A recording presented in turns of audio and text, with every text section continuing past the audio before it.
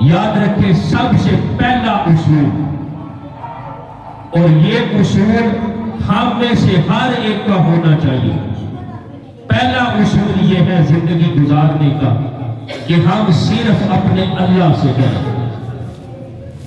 زندگی کا پہلا اصول یہ ہونا چاہیے کہ ہم صرف اپنے اللہ سے ڈریں اور اللہ کے علاوہ ہم کسی سے نہ ڈریں۔ اب زندگی گزارنے کا صرف یہ ایک اصول ہم اختیار کر لیں تو ہماری جو دنیا کی زندگی ہے وہ بدل جائے۔ اب جو بندہ صرف اللہ سے ڈرتا ہے اور کسی سے نہیں ڈرتا، اس کی زندگی اچھی کیسی ہوتی ہے؟ لیکن جو اللہ سے ڈرتا ہے وہ کسی کے ساتھ دھوکہ نہیں کرے گا، جو اللہ سے ڈرتا ہے وہ گناہ کا ارتکاب بھی نہیں کرے گا، جو اللہ سے ڈرتا ہے وہ کسی مظلوم کے اوپر ظلم نہیں کرے گا، جو اللہ سے ڈرتا ہے نا وہ اپنے رب کی نافرمانی نہیں کرے گا، جو اللہ سے ڈرتا ہے نا وہ اپنی زندگی میں نیک اعمال کرے گا، جو اپنے رب سے ڈرتا ہے نا وہ اپنے لیے اس راستے کا انتخاب کرتا ہے جو راستہ اس میں اللہ کی بارگاہ میں سرفراز اور کامیاب کرتا ہے۔ تو کیا ہم اپنی زندگی میں یہ اصول نہ اپنائیں جو ہماری زندگی کو بھی بدل دے کہ اگر ہم اس دنیا کی زندگی میں فقط اپنے رب سے ڈرنے والے بن جائیں؟ اور پھر دیکھیں اللہ کا ڈر کیسی چیز ہے۔ اگر دنیا میں آپ کسی سے ڈرتے ہیں نا، کسی بڈیرے کا ڈر ہے، کسی جگیردار کا ڈر ہے، کسی جابر ظالم وزیر مشیر حکمران کا ڈر ہے، تو آپ اس کے قریب نہیں جائیں گے۔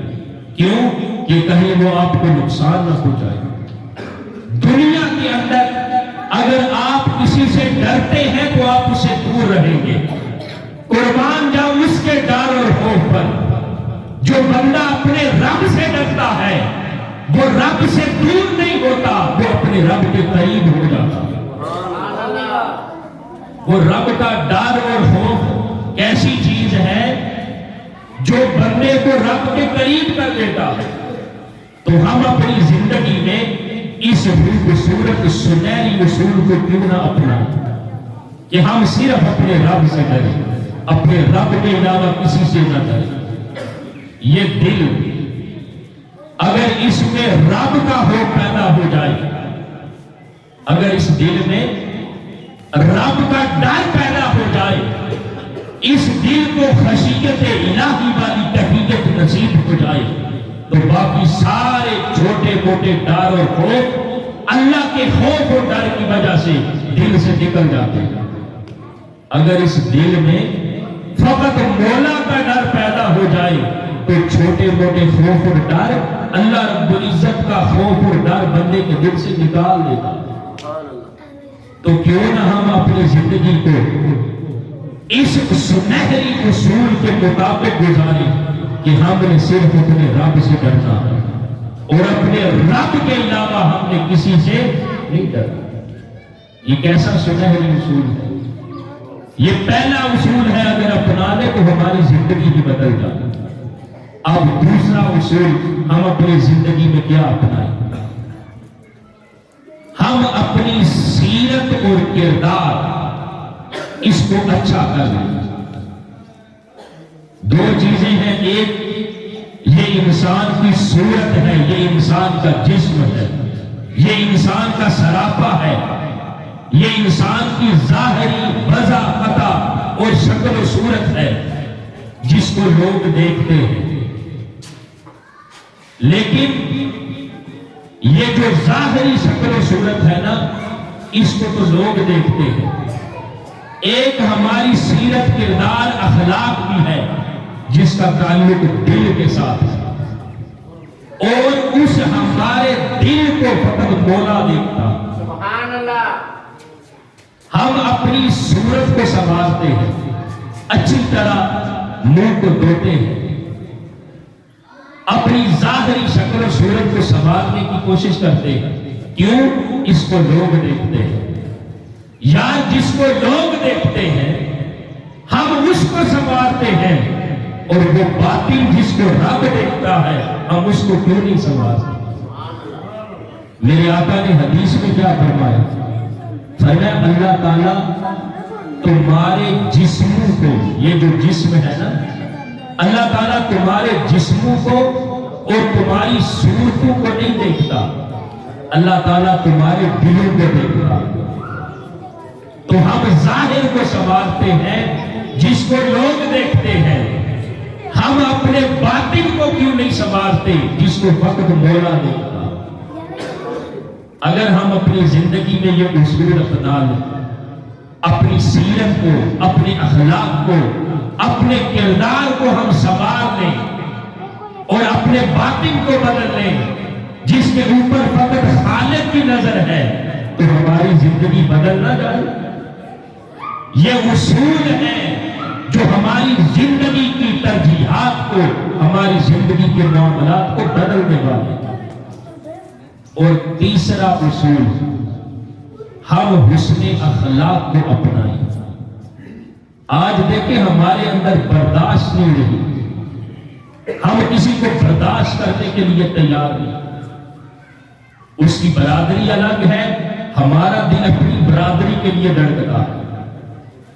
دوسرے کا مذہب مسلک الگ ہے، ہمارا دل اپنے مذہب اور مسلک کے لیے دھڑکتا ہے۔ لیکن جب اپنوں کی بات آئے تو ان کے لیے دل دھڑکتا ہے، اور جب دوسروں کی بات آئے ان کو ہم برداشت نہیں کرتے۔ یہ حسن اخلاق کا مظاہرہ نہیں۔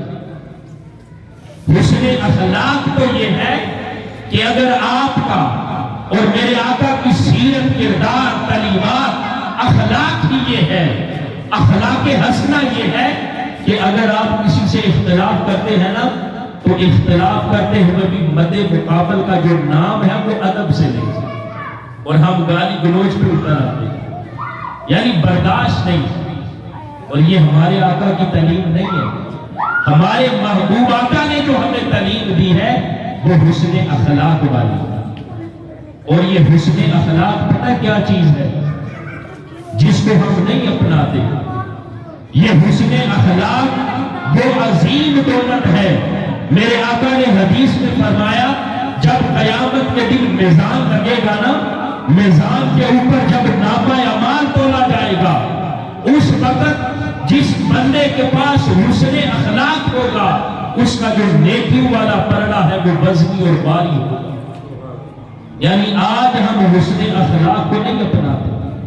اگر حسن اخلاق کو اپنا لیں تو قیامت کے دن جو سب سے زیادہ وزنی نیکیوں والا پرڑا کرنے والی چیز ہے وہ حسن اخلاق ہے۔ اور پھر ایک حدیث میں فرمایا تم میں سب سے بہتر انسان وہ ہے جو اخلاق کے اعتبار سے تم میں سب سے اچھا ہے، جو حسن اخلاق کو اپناتا ہے۔ حسن اخلاق سے مراد کیا؟ جس کی عادات اچھی ہے،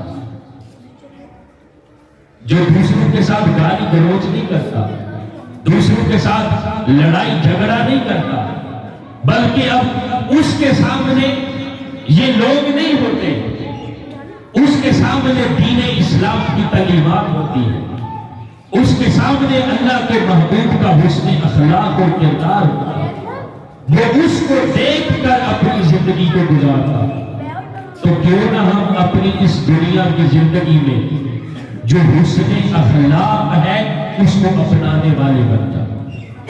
اگر یہ اصول بھی اپنا لیں حسن اخلاق والا تو جو ہماری زندگی ہے وہ بدل جائے۔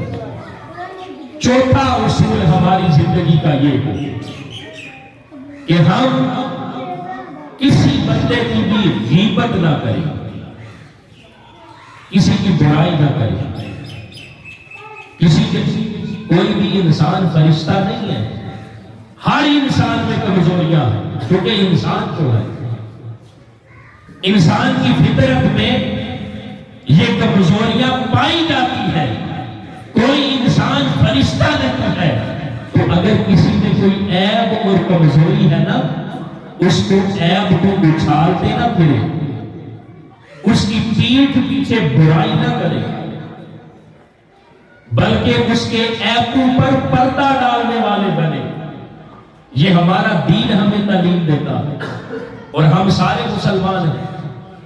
ہمارا اگر حال دیکھا جائے نا اس دنیا کی زندگی میں کیا ہے، اگر کسی انسان کے اندر کوئی ایک برائی ہے، کوئی ایک برائی ہے اور اس کے اندر 99 نیکیاں پائی جاتی ہے، صرف ایک برائی ہے، 99 اس کے پاس نیکیاں ہیں، تو ہمارا حال یہ ہے کہ اس کی 99 نیکیوں کو بھول کر ہم اس کی برائی ایک جو ہے نا اسی کو اچھالتے پھرتے ہیں۔ اور دین یہ کہتا ہے کہ اگر کسی کی بات آپ نے بیان کرنی ہے نا تو اس کی جو ایک نیکی، اگر ایک طرف اس میں 99 برائیاں ہیں اور ایک نیکی ہے، تو اسلام یہ کہتا ہے کہ اس کی ایک نیکی بیان کرو، اس کے جو 99 عیب ہے نا ان پر پردہ ڈالو۔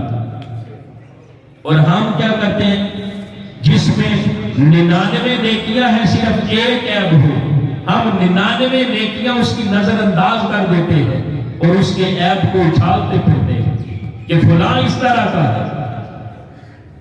نہ غیبت نہ کریں، بلکہ عیبوں پر پردہ ڈالنے والے بنیں۔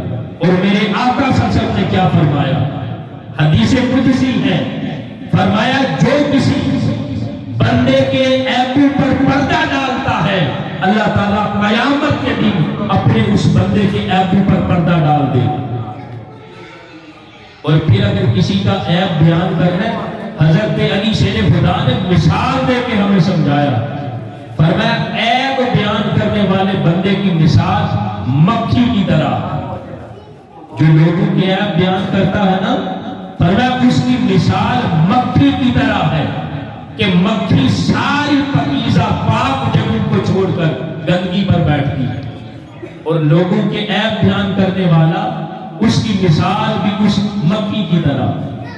تو دوستان محترم، ہم اپنی زندگی میں یہ سنہری اصول اپنا لیں کہ ہم کسی کی جو عیب برائیاں ہیں ان کو بیان نہ کریں، بلکہ ہم اس کے عیبوں پر پردہ ڈالنے والے۔ اگر ہم یہ اپنی زندگی میں اصول اپنا لیں تو لڑائی جھگڑے نہ ختم ہو جائے، فتنہ و فساد نہ ختم ہو جائے۔ اور اس کے بعد آخری بات اور 5واں سنہری اصول ہماری زندگی کا یہ ہے کہ ہم اپنی زندگی سے جو فضول چیزیں ہیں ان کو نکال دیں۔ آج ہماری زندگی کا یہ جو ہماری زندگی ہے، اللہ کی طرف سے ہمارے پاس سب سے بڑی نعمت انمول تحفہ ہے، اور اس سب سے قیمتی زندگی کا جو ہمارا اکثر حصہ ہے وہ فضولیات میں گزرتا ہے۔ اگر ہم میں سے ہر ایک اپنا جائزہ لینا، آج جدید دور ہے اور اس جدید دور نے ہمیں غفلت، سستی اور کاہلی کا شکار کر دیا کہ ہمارا جو وقت ہے وہ زیادہ تر فضولیات میں گزرتا ہے۔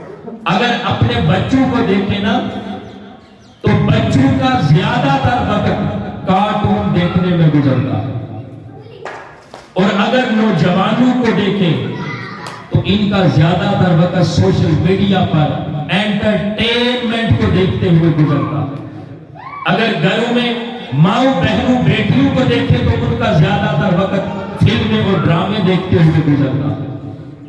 اور اگر ادھیڑ عمر ریٹائرڈ تھوڑے سے بڑے لوگوں کو دیکھیں تو ان کا زیادہ تر وقت فقط خبروں کو دیکھتے اور خبروں کو بیان کرتے ہوئے گزرتا۔ اگر ہر انسان اپنے وقت کو دیکھے تو ہم زیادہ وقت ہمارا فضولیات میں گزرتا۔